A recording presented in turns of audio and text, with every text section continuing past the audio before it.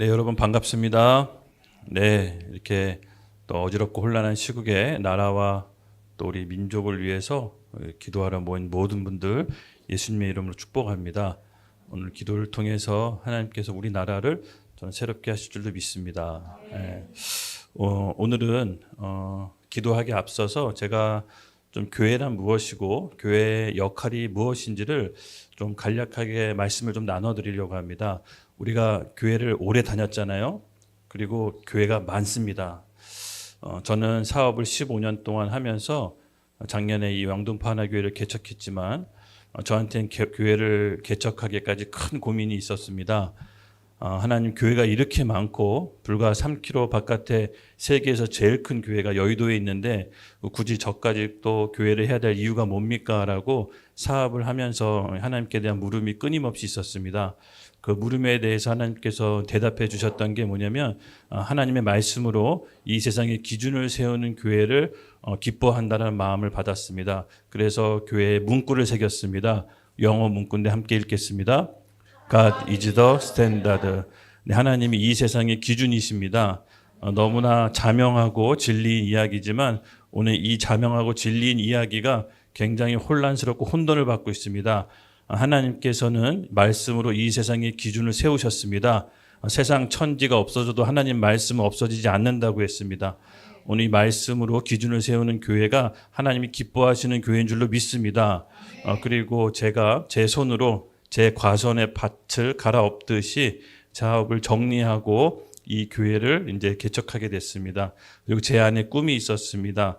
하나님께서 수많은 청년들을 이곳에서 보내주셔달라고. 그리고 그 청년들로 하여금 대한민국의 미래를 하나님이 이끌게 해달라고 이제 기도를 했습니다. 근데 정말로 하나님께서 기도에 응답해 주시는 건지 계속해서 청년들을 보내주셨습니다. 저는 이것이 하나님께서 이 교회에 설립한 목적을 기쁘게 받아주셨다는 사인으로 알고 있습니다. 그래서 오늘 기도에 앞서서 교회가 너무나 중요하죠. 그 교회는 우리가 생각하는 것 그 이상으로 하나님의 전부인 것입니다. 그래서 오늘 교회가 무엇인지를 좀 나누고 그 성경적인 기준에 맞춰서 국가의 현 시국에 대해서 기도를 한번 나눠보려고 합니다. 네, 여러분 그 신학 용어 중에 헤테르탁스 로지컬이라는 용어가 있습니다. 헤테르탁스 로지컬. 이것이 무슨 뜻이냐면은 비진리가 이제 교회 안에 들어와서 진리인 것처럼 만들어진 걸 현상을 바로 이게 헤테르탁스 로지컬이라고 합니다. 저는 이 헤테르탁스 로지컬 비진리가 교회 안에 들어와서 진리인 것처럼 바뀐 대표적인 교리가 바로 교회론이라고 생각합니다. 교회론. 여러분 교회에 대해서는 어떻게 생각하십니까? 뭐 교회는 늘 다녔으니까 늘 우리 곁에 있으니까 산소 같은 거 이렇게 생각할 수 있는데요. 그렇지 않습니다. 교회는 하나님의 전부인 것입니다. 성경적으로 바른 교회의 시각, 교회론이 우리에게 필요합니다. 왜냐하면 하나님께서는 하나님 나라를 이 땅에 펼칠 때 교회를 통해서 펼칩니다. 그래서 하나님께서 이 땅에 통치하는 방법이 교회를 통해서 통치하는 거기 때문에 우리는 교회가 뭔지를 좀 더 명확히 알 필요가 있습니다. 교회의 첫 시작, 어떻게 보면은 시작을 창세기 때 보라고 넓게 볼 수도 있습니다. 교회는 건물이 아닙니다. 바로 사람인 것입니다. 창세기 1장 28절을 함께 보도록 하겠습니다. 함께 읽겠습니다. 시작. 하나님이 그들에게 복을 주시며 하나님이 그들에게 이르시되 생육하고 번성하여 땅에 충만하라. 땅을 정복하라. 바다의 물고기와 하늘의 새와 땅에 움직이는 모든 생물을 다스리라 하시니라. 아멘. 최초의 인류 아담과 하와죠. 하나님께서 이 최초의 인류 사람을 창조하시고 하나님의 형상과 모양대로 창조하셨다고 했습니다. 그리고 그들에게 명령을 주셨습니다. 땅에 충만하라. 생육하고 번성하라. 그리고 땅을 정복하라. 바다의 물고기와 하늘의 새와 땅에 움직이는 모든 생물들을 다스리라라고 하나님이 인간의 손에 맡기십니다. 이것이 신학 용어로 문화 명령이라고 합니다. 에덴 동산의 시스템을 전 지구적으로 펼치는 게 인간 아담과 하와의 일이었습니다. 즉 이 세상은 두 세계로 나눠져 있다고 합니다. 보이지 않는 영적인 세계와 보이는 우리 물질 세계, 그리고 보이지 않는 영적인 세계와 보이는 물질 세계를 연결하는 게 바로 사람인 것입니다. 그래서 하나님은 영적인 하나님 나라를 이 땅에 풀어낼 때 통로로 사람을 쓰십니다. 그리고 그 사람을 통해서 하나님의 나라가 이 땅 가운데 실제로 펼쳐집니다. 예. 구약의 이 창세기 때 바로 아담과 하와가 하나님께서 그들에게 명령해 주셨습니다. 이 세상을 다스리라고. 그래서 이들의 삶의 목적은 에덴 동산의 시스템, 하나님의 나라를 전 지구적으로 확장시키는 게 아담과 하와의 목적이었습니다. 그런데 여러분 잘 아시다시피 이 아담과 하와가 죄로 인해 타락했습니다. 예. 그로 인해서 하나님께서는 더 이상 이 아담과 하와를 쓰실 수 없었지만 하나님께서는 구약의 이스라엘 백성을 통해서 다시 하나님 나라를 이루려고 합니다. 잘 알고 있듯이 우리는 이스라엘 백성이 하나님과 언약을 맺습니다. 언약. 그리고 하나님께서 이스라엘 백성을 통해서 축복을 주시면서 너로 인해 모든 열방이 복을 받을 거야 라고 언약을 맺습니다. 언약은 하나님이 사람과 관계 맺는 독특한 방식입니다. 독특한 방식. 하나님께서는 언약을 통해서 이 세상에 하나님 나라를 실제로 실현하십니다. 여러분 언약이라는 얘기 많이 들어보셨죠? 하나님이 사람과 관계 맺는 독특한 방식이 언약인데 이 언약인 제도가 가장 잘 남아있는 게 결혼제도입니다. 결혼제도.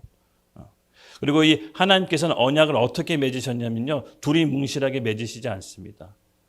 하나님께서 언약을 맺을 때 이 언약의 성격을 밝히십니다. 나는 너의 하나님이 되고 너는 내 백성이 될 거야 라고 언약의 성격을 밝히시고 그 언약에 따른 책임과 의무를 이스라엘 백성에게 요구하십니다. 그리고 성실히 이행했을 때 하나님께서는 그들의 하나님이 되어주신다고 했습니다. 여러분 그들의 하나님이 된다는 게 무슨 말입니까? 모든 복을 다 받는 겁니다. 내가 너의 상급이 될 거라고 아브라함에게 명령하고 언약을 맺습니다. 인간이 받을 수 있는 가장 큰 축복이 뭡니까? 하나님입니다. 하나님이 본인의 상급이 되겠다라고 하십니다. 바로 아브라함과 이스라엘 민족이 받을 수 있는 복을 다 받은 겁니다. 그러기 위해선 어떻게 해야 되냐? 언약 백성으로서 할례를 받고 구체적인 율법을 지켜야 돼. 그 언약의 성격에 대해서 얘기합니다. 맞습니다, 여러분. 우리도 사람과 이렇게 언약을 맺을 때 이 땅에 가장 남아있는 제도가 뭐라 그랬죠? 결혼제도, 결혼제도. 예.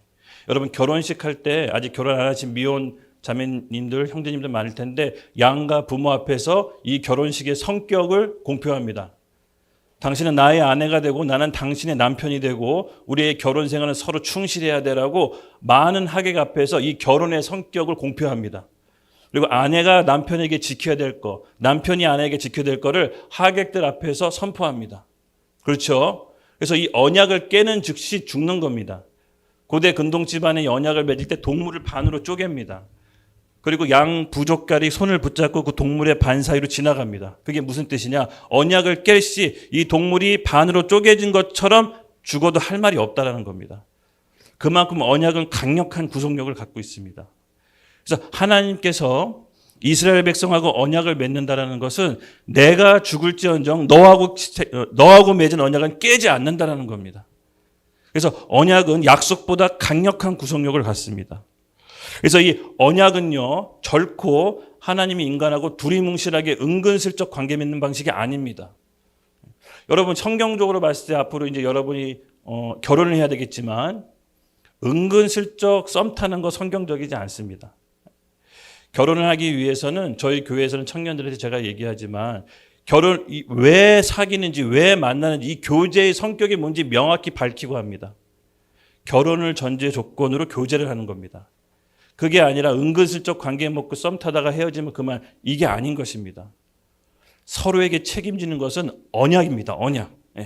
우리의 관계가 도대체 뭐냐? 이것이 분명하지 않으면 아무렇게나 헤어지고 아무렇게나 살고 이게 요새 풍조 아니겠습니까? 이제 성경은 그렇게 얘기하고 있지 않습니다. 언약은 우리의 성격이 뭔지를 먼저 밝히고 그 성격에 따라서 구체적인 항목을 이행하는 게 하나님이 인간과 관계 맺는 방식입니다. 그것이 이스라엘 백성을 통해서 교회로까지 옵니다. 교회로까지. 아시다시피 이스라엘 백성도 하나님 앞에서 패역합니다. 그들은 우상 숭배함으로 하나님의 언약을 깨죠. 실패했던 것 같은 하나님 나라가 다시 신약에 와서 교회로서 이스라엘 사명을 이어갑니다. 그래서 예수를 구와 주인으로 고백한 그 믿음 위에 내 교회 세우겠다고 예수님께서 말씀하십니다. 그리고 내 이름으로 두세 사람이 모인 곳에 나도 너희와 함께 있겠다라고 말합니다. 신약 시대의 구체적인 언약의 관계가 교회를 통해부터 이루어집니다. 그래서 교회로 우리가 예수 그리스도의 주인으로 모신 사람들이 모인 것은 하나님의 통치 기구로서 우리를 사용하시는 겁니다. 교회는 흑암의 권세가 이기지 못한다고 했습니다. 교회는 천국 열쇠를 하나님께 주어준다고 했습니다. 그래서 교회에서 합심해서 기도하면 하늘의 문이 열리고 보이지 않는 이 세상의 모든 성령의 충만함이 이 땅 가운데 풀어지게 하는 역사가 바로 교회를 통해서입니다. 여러분, 우리가 오늘 그 믿음 안을 갖고 기도를 해야 되는 것입니다. 그래서 교회의 기도는 여러분 잊지 마십시오. 하늘을 무는 여는 기도인 것입니다. 각 개인이 교회지만 이렇게 모인 우리가 교회인 것입니다. 하나님은 교회를 통해서 하나님의 나라를 구체적으로 이 땅 가운데 실현시키는 것입니다. 그래서 교회가 너무 중요하고 교회가 전부인 것입니다. 예수님이 십자가에서 죽고 부활하시고 해산의 고통으로 나온 게 뭐냐? 그의 몸인 교회입니다. 예수님께서는 교회를 남겨두시고 하늘로 승천하셨습니다. 또 이 땅에 내려오실 때 혼인잔치로 비유하면서 내 신부 교회랑 결혼한다고 했습니다. 그래서 이 땅에 남겨진 우리 교회는 거룩성을 유지해야 되는 것입니다. 예수님께서, 신랑 예수님께서 교회에게 요구하시는 것은 거룩입니다. 그거에 대해서는 구체적으로 다음에 살펴보도록 하겠습니다. 그래서 오늘날 이렇게 구약과 신약의 언약 제도를 교회에서 가장 잘 나타내고 있는 게 여러분 침례교입니다. 침례를 여기 받아보신 분은 알겠지만 침례 받을 때 내 신앙을 공개적으로 회중 앞에 선포합니다. 아까도 얘기했죠. 하나님 은근슬쩍 어물쩡 관계 맺는 분이 아니시라고. 관계 맺을 때 이 관계의 성격을 얘기합니다. 침례 받을 때 이 많은 회중들 앞에서 내가 이제부터 예수님을 나의 구원자와 주인으로 고백해서 주님을 나의 신랑으로 맞이하겠습니다라고 공개적으로 선포합니다. 개인이 몸된 그리스도의 몸 안으로 들어가는 행위입니다. 그래서 이건 어물쩡거리는 게 아니라 반드시 내 신앙 고백이 증거돼야 됩니다. 그리고 침례 받음으로써 예수님과 함께 부활하고 예수님과 죽고 부활함으로써 비로소 그의 몸인 구성원으로 들어가게 되는 것입니다. 그래서 우리는 구원받았다라고 하면 각 지역 교회 몸 안에 들어가야 되는 것입니다. 이것이 바로 지역의 구원의 표징인 것입니다. 맞습니다. 사도행전에 비로소 이스라엘의 사명이 교회로 이어집니다. 그래서 어느 많은 그 개혁주의 신학자들은 이렇게 얘기하는 경우가 있습니다. 이스라엘 자체가 이미 교회로 완성됐기 때문에 이스라엘은 중요하지 않다. 교회만 있으면 된다. 이렇게 이제 중요하게 이렇게 얘기하시는 분도 있는데 사실은 이것은 온전한 진실은 아닙니다. 이스라엘의 사명이 교회로 옮겨졌을 뿐이지 이스라엘이 폐해지거나 이스라엘을 대체로 교회가 있다는 뜻은 아닙니다. 그래서 교회는 교회의 존재만으로도 졸린 목적이 있지만 이스라엘은 이스라엘의 역할이 있는 것입니다. 많은 부분 이것이 어떻게 보면 대체 신학이라고 하는데 구약 성경에 교회 이스라엘 백성을 신약에 와서 교회가 대체했다 이렇게 얘기함으로써 이스라엘을 인정 안 하는 것입니다. 근데 이것은 잘못된 교리입니다. 헤테로탁스 로지컬이죠. 비진리가 진리화된 것입니다. 맞습니다, 여러분. 교회는 하나님께서 존재 목적이 있지만 이스라엘을 대체하진 않습니다. 그렇지만 종국의 종말에 가서는 잘 알으셔야 되는 게 예수님께서 오셔서 전 민족과 열방을 교회 몸 안으로 통합시킵니다. 그래서 마지막 때의 종말은 국가와 민족 개념이 없는 것입니다. 예수님의 몸 안으로 모든 국가와 종족이 통합됩니다. 그래서 천년 왕국이라는 그리스도의 머리로 한 몸된 교회만 있는 것입니다. 그래서 교회가 얼마나 중요하냐. 하나님께서는 그 독생자 외아들을 죽이시고 그 출생으로 낳은 결과가 몸된 교회인 것입니다. 그래서 이 교회는 하늘의 통치를 위임받는 유일한 통치 기구인 것입니다. 그래서 교회의 상태에 따라 이 세상의 모습을 반영합니다. 그래서 교회의 영적인 상태가 너무나도 중요합니다. 엄밀히 따져서 이 세상의 우리나라 정치 상황, 또 현재 나타나는 모든 문제는 교회의 영적인 상태를 대변하고 있습니다. 그래서 교회가 하나님 앞에 온전히 서고 거룩한다면 하나님께서 교회의 권위를 다시 세워줄 겁니다. 그래서 여러분 이 지금 모든 우리 나라의 국가 문제, 전 세계의 문제 사실은 해법은 교회에 있는 것입니다. 왜냐하면 하나님께서 이 세상 질서를 어떻게 얘기했냐면은 에베소서 1장 21절에서 23절 보면요. 그리스도의 몸된 교회 발 아래 만물이 있다고 합니다. 만물이 있고 몸인 교회가 있고 머리인 그리스도가 있는 구조입니다. 그래서 교회가 온전히 경건하게 거룩하게 영적으로 살아있다면 만물도 이 세상도 건강해지는 법입니다. 그래서 교회가 타락했다면 이 세상이 타락했다면 사실은 교회의 영적인 상태를 점검해야 되는 것입니다. 지금 많이 세상이 어렵죠. 국가가 혼란합니다. 많은 사람은 다른 사람을 탓합니다. 여당 탓, 야당 탓, 니 탓, 내 탓. 근데 여러분 엄밀히 따져보면 교회가 기도해야 됩니다. 이 세상은 교회를 반영한 거울이기 때문에. 그래서 우리 교회, 몸된 교회, 예수를 주로 고백한 우리 교회가 하나님 앞에서 온전히 회개함으로 나아갈 때 저는 이 세상도 그의 응답으로 회복해 주실 줄로 믿습니다. 사회운동 저도 해봤거든요. 시민단체 운동 했습니다. 근데 제가 하면서 느낀 건 뭐냐면 하나님께서 교회에 대한 비밀을 알려주셨습니다. 여러분 이 세상 모든 만물이 하나님의 통치 아래 있다는 거 아시죠? 모든 일들은 하나님이 허용해서 벌어지는 겁니다. 악도 하나님이 허용한 범위 안에서 활동할 수 있는 겁니다. 그래서 이 세상에 눈에 보이는 모든 일들은 사실은 하나님의 관점으로 바라봐야 됩니다. 안 그러면 서로 남 탓하고 자기 탓하고 서로 죽이고 죽는 엄청난 비참한 역사가 계속해서 반복되는 것이지요. 그래서 오늘 우리가 이 교회 이름으로 모여서 함께 기도한다는 것은 이 시대의 문제의 혼란을 정확하게 진단을 하고 기도하고자 모인 것입니다. 그래서 하나님 나라는요, 교회를 건너뛰고 설명할 수가 없습니다. 하나님 나라는 교회를 통해서 이 땅 가운데 실현됩니다. 그래서 하나님의 나라가 확장하려면 반드시 교회가 건강해야 됩니다. 하나님 앞에 옳은 분명한 입장을 취해야 되는 것입니다. 교회가 하나님 앞에 분명하지 않고 애매모호한 입장을 취하면 하나님 또한 교회에게 애매모호하게 대하십니다. 왜냐하면 몸된 교회는 자기 스스로 활동할 수 없기 때문에 머리 대신 예수님의 통제를 받는 겁니다. 머리와 상관없이 몸이 따로 행동한다면 여러분 그 사람은 어떻게 된 겁니까? 정상이 아니겠죠. 병원에 입원해야 됩니다. 마찬가지로 우리의 모든 행동이 머리 대신 그리스도의 통제를 받을 때 이 세상도 온전히 회복되는 것입니다. 오늘 우리가 이런 성경적인 관점을 가져야 됩니다. 안 그러면요, 이 세상도 결국은 문제를 쫓다가 인간 스스로 해결할 수 없는 문제에 봉착하게 되는 것입니다.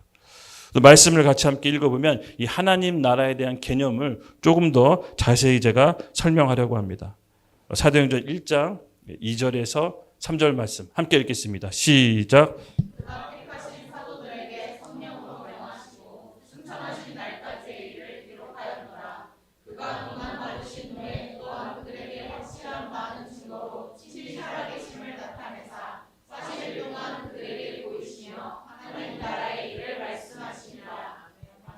아멘.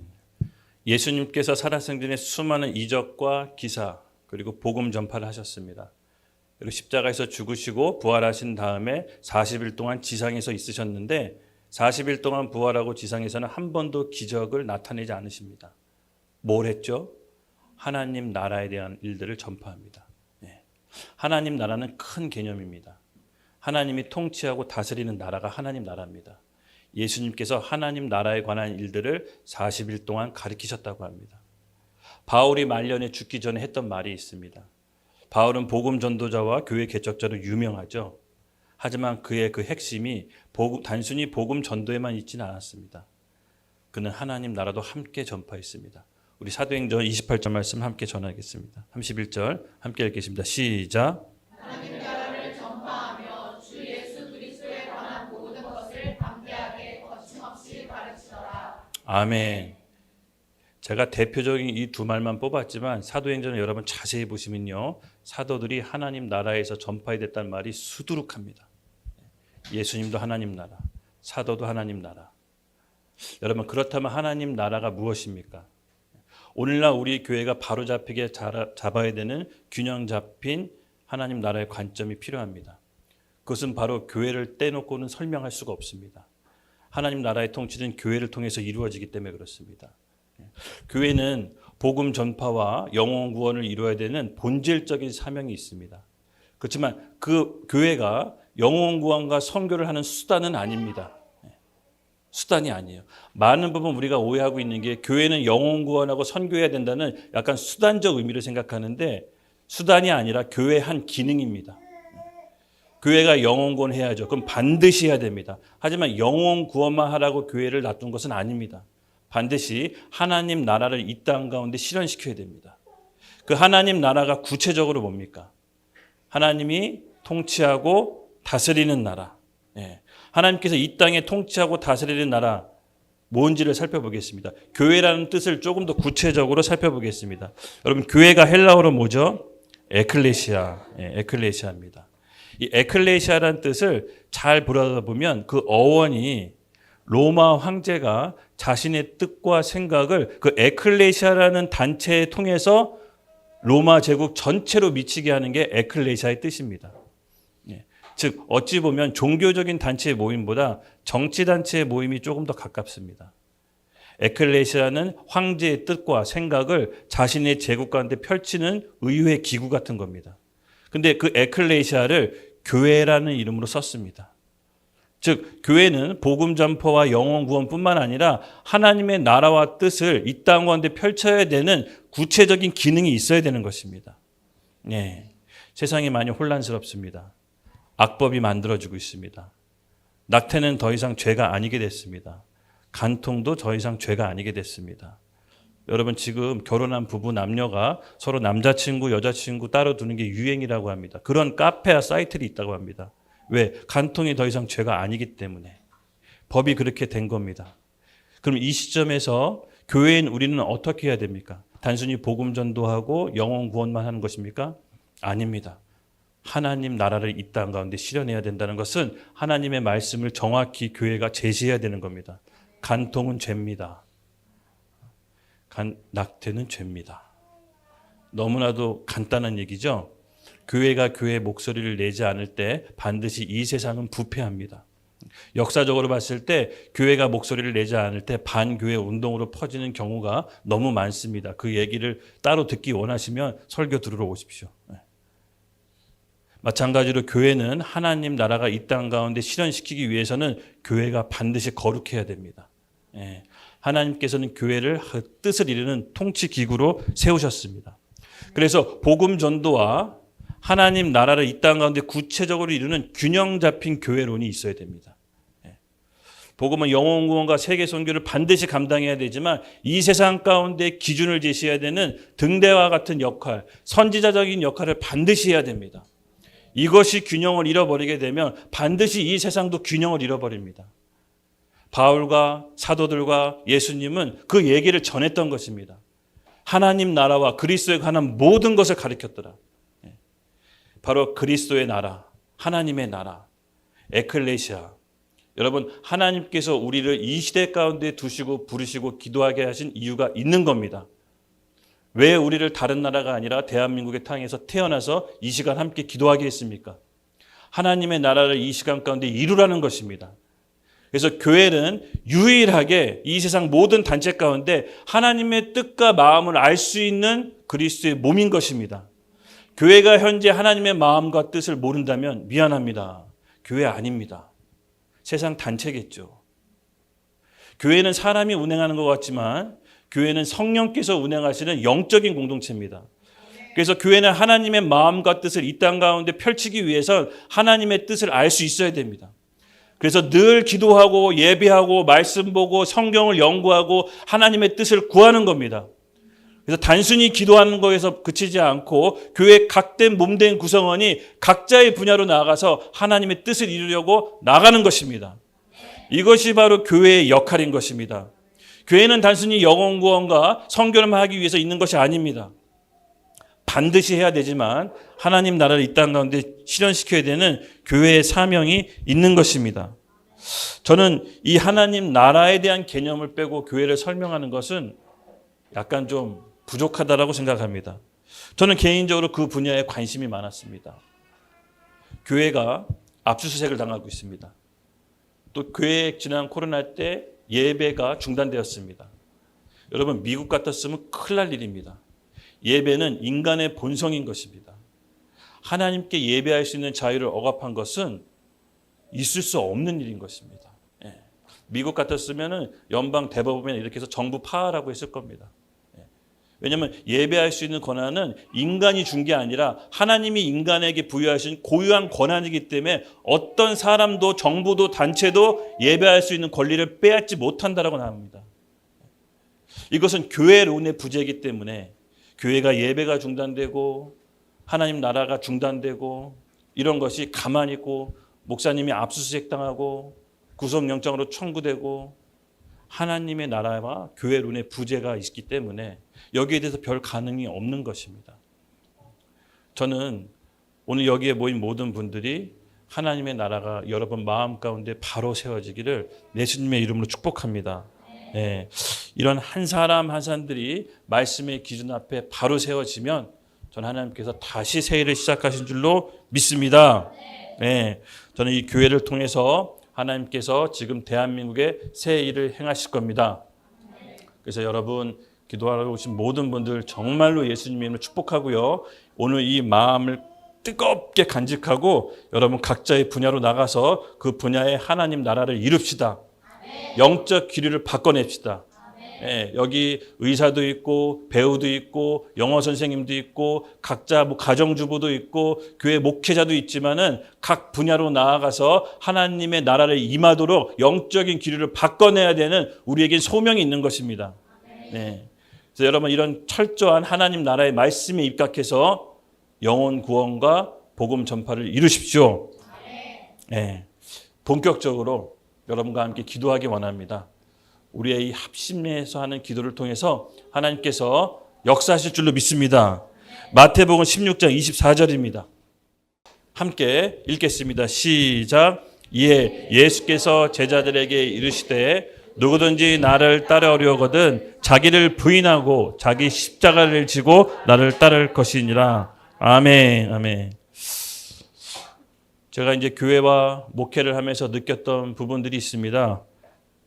아직도 많은 크리스찬들이 영혼에 대한 갈망을 구하고 찾고 교회에 두드리고 있습니다. 문을. 저는 이 영혼에 대한 갈망, 하나님 나라에 대한 갈망이 교회에서 생명수같이 터져 나오리라고 봐야 됩니다. 여러분 결국은 교회의 영성과 권위가 회복되기 위해서는요. 자기 부인과 자기 십자가의 영성이 교회에 회복돼야 됩니다. 많은 사람들이 교회를 비난하고 있습니다. 마음이 아픕니다. 교회하고 있는 입장에서. 그런 소리 듣는 게 정말 괴롭습니다. 그리스도인은 기독교인을 비난하고 교회를 비난합니다. 근데 그 비난의 목소리가 단순히 사람의 비난으로 들리지 않습니다. 우리가 놓치고 있던 것이 무엇이고 우리가 다시 회복해야 될 것이 무엇인지를 우리 마음속 깊이 생각합시다. 저는 교회가 자기중심적인 영성 그리고 하나님을 따라가는 자기 부인과 십자가의 영성이 다시 회복돼야 되는 줄로 믿습니다. 예수님께서 나를 따라오려거든 자기를 부인하고 자기 십자가를 지고 따라오라고 했습니다. 로마 황제는 힘으로 억압으로 자기를 따르라고 했지만 예수님의 에클레시아는 그게 아닙니다. 사랑과 자원과 순복으로 주님을 따라가는 겁니다. 그래서 우리는 하나님께서 주신 그 권위를 힘으로 행사하는 게 아니라 자기 부인과 자기 십자가를 통해서 세상으로부터 다시 권위를 얻어내야 되는 것입니다. 우리의 자기 중심적인 신앙, 자기 모순적인 신앙, 외식하는 신앙, 우리 주님 앞에 회개합시다. 남을 먼저 얘기하기 전에 내 자신, 크리스찬으로서 나의 모습을 먼저 회개하길 원합니다. 오늘 이 기도가 우리 교회의 기도 제목이라고 저는 믿습니다. 주님, 저를 새롭게 해주시고 우리 모든 성도를 새롭게 해주시옵소서. 자기를 부인하고 자기를 십자가를 지고 따라가지 못한 우리의 마음을 회개합니다. 하나님의 주신 영적인 권위를 다시 받기를 원합니다. 주여 우리 가운데 회복의 영을 불어넣어 주시고 회개의 영을 불어넣어 주시옵소서. 우리 같이 주님 앞에 주여 삼창을 외치고 정말 우리 가운데 회개의 영이 부어지도록 기도합시다. 예수님께서는 우리에게 요구하시는 것이 있습니다. 누구든지 나를 따라오거든 자기를 부인하고 자기 십자가를 지라고 했습니다. 성경에서는 교회를 크게 지르란 말 없었습니다. 교회에서 크게 돈을 모으란 말 없습니다. 오직 나를 따르려거든 자기를 부인하고 자기 십자가를 지라고 했습니다. 주여, 이 땅의 교회를 불쌍히 여기시고 주님을 온전히 쫓아갈 수 있도록 자기 부인의 십자가의 영상이 한국교회에 회복될 수 있도록 우리 같이 함께 주여 삼창 외치고 기도하겠습니다. 우리 두 번째 기도 제목으로 넘어가겠습니다. 마태복음 10장 32절에서 33절 다 같이 읽겠습니다. 누구든지 사람 앞에서 나를 시인하면 나도 하늘에 계신 내 아버지 앞에서 그를 시인할 것이요, 누구든지 사람 앞에서 나를 부인하면 나도 하늘에 계신 내 앞에서 그를 부인하리라. 아멘. 아까 제가 이 세상은 교회의 영적인 상태를 반영한다고 했습니다. 하나님, 이 세상의 타락과 이 세상의 부패함이 결코 교회랑 무관하지 않음을 인정합니다. 아버지 하나님, 세상이 하나님께서 하나님의 형상을 알기 위해서는 교회를 통해서 하나님의 형상을 알 수 있는 것입니다. 그래서 우리 교회가 하나님 앞에 분명한 입장을 취하는 교회가 되었으면 좋겠습니다. 선을 선이라 얘기하고 악을 악이라 얘기할 수 있는 교회들이 깨어나게 하여 주시옵소서. 사람보다 하나님을 더 두려워하는 교회들이 깨어나게 하여 주시옵소서. 몸인 그리스도의 몸이 머리이신 교회의 통제를 받는 하나님 보시기에 참 아름다운 교회들이 일어나게 하여 주시옵소서. 우리 같이 주여 한번 외치고 이 땅의 교회들이 깨어날 수 있도록 같이 기도하겠습니다. 계속해서 사도행전 7장 30 말씀으로 기도하겠습니다. 함께 읽겠습니다. 시작. 주께서 이르시되 내 발에 신을 벗으라. 내가 서 있는 곳은 거룩한 땅이니라. 아멘. 하나님께서 모세를 세워서 이스라엘 백성을 구원하시기 위해 80년을 훈련시킵니다. 그리고 시내산은 떨기나무에서 하나님이 임하셔서 모세에게 사명을 주십니다. 그때 모세에게 요구하시는 것이 하나 있었습니다. 바로 이곳은 거룩한 땅이니 내 앞에서 신을 벗어라. 여러분, 신은 두 가지 뜻을 의미합니다. 죄와 하나님과 우리 사이에 막혀있는 죄의 담을 허무는 것이 신을 벗는 것입니다. 하나님 앞에 어떤 정죄감이나 열등감이나 죄책감과 두려움 없이 아들로서의 하나님께 권위로 하나님 아버지께 모든 것을 구하며 나갈 수 있는 것이 바로 죄를 제하는 것입니다. 두 번째, 신을 벗는 것은 하나님 앞에 온전히 나아가서 완전한 순복을 의미합니다. 종은 주인 앞에 신을 신을 수 없이 맨발로 있어야 됩니다. 바로 맨발로 하나님 앞에 쓸 수 있다는 것은 이제 내가 내 인생을 주관하는 것이 아니라 하나님 앞에 온전히 순복하면서 나아가는 행위인 것입니다. 하나님, 우리 이 자리에 한국교회가 다시 한번 하나님 앞에 신을 벗게 하여 주시옵소서. 우리 자신이 신을 벗게 하여 주시옵소서. 모세와 같은 성령의 권능을 부어주시옵소서. 하나님과 아무런 막힘없는 담이 허물어져서 주의 사명을 감당할 수 있도록 우리를 사용하여 주시옵소서. 한국교회를 사용하여 주시옵소서. 우리 안에 막혀있는 모든 담들이 허물어지도록 주여 함께 외치며 기도하며 나가겠습니다. 우리 네 번째 기도 제목 함께 나누겠습니다. 하박국 3장 2절 읽겠습니다. 여호와여, 내가 주께 대한 소문을 듣고 놀랐나이다. 여호와여, 주는 주의 일을 이 수년 내에 부응케 하소서. 이 수년 내에 나타내시옵소서. 진노 중에라도 긍휼을 잊지 말아 주시옵소서. 아멘. 아멘. 세상이 아무리 손가락질하고 교회를 비난해도 이 세상은 교회를 통해서 하나님께서 일하실 것입니다. 교회가 온전히 회복됐을 때 하나님께서 교회에게 다시 영적인 권위를 부어주실 것입니다.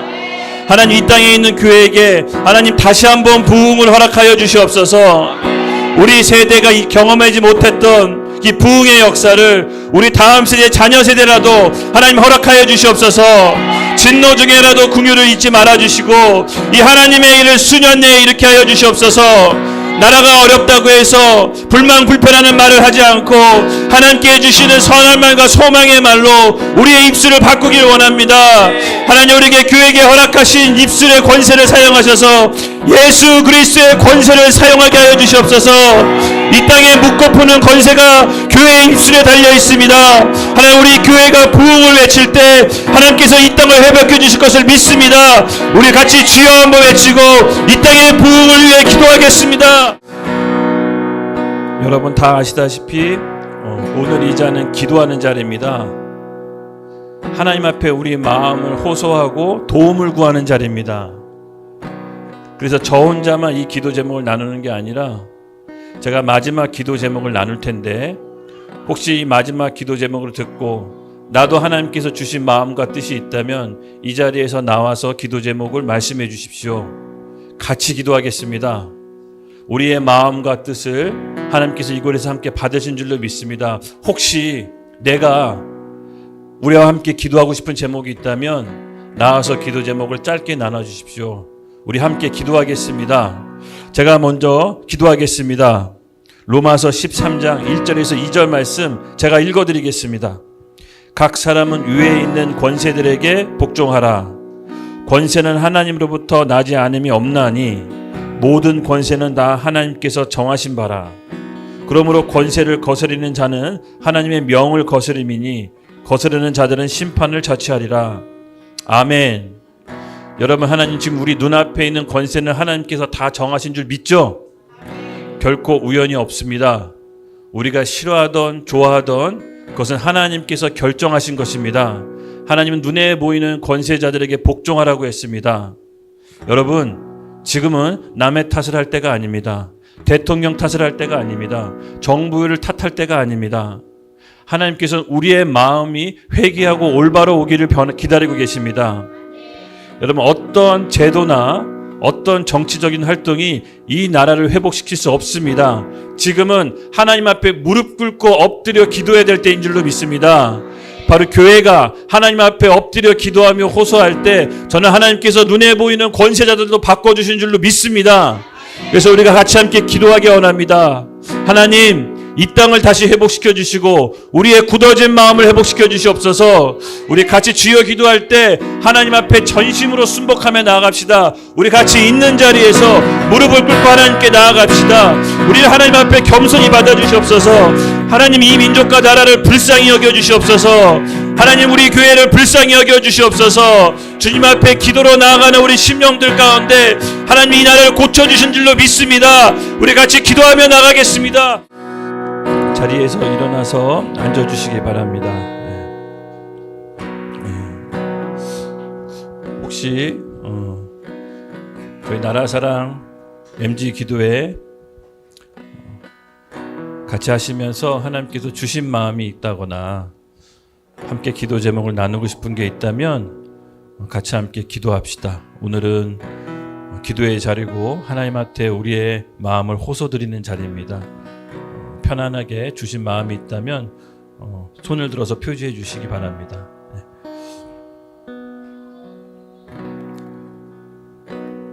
네, 우리 김혜진 자매 오셔서 마음 나눠주시고 기도해 주십시오.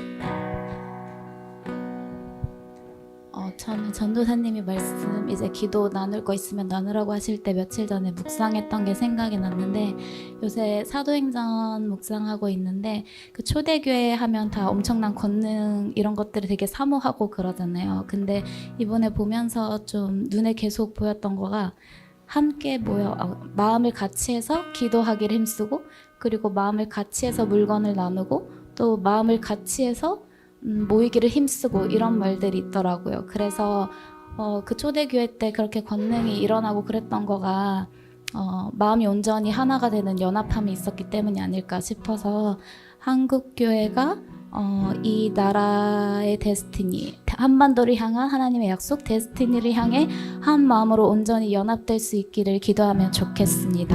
네, 기도하시겠습니다. 네, 저도 전도사님 말씀 들으면서 너희는 내 백성이고 백성이 되고 나는 너희의 하나님이 될 것이다 라는 말씀이 생각이 났습니다. 예레미야서 30장 18절부터 22절 말씀입니다. 나 주가 말한다. 내가 야곱의 장막들을 회복하여 놓고 야곱의 거처를 불쌍히 여겨 폐허의 언덕에 다시 성읍을 세우고 궁궐도 다시 제자리에 세우게 하겠다.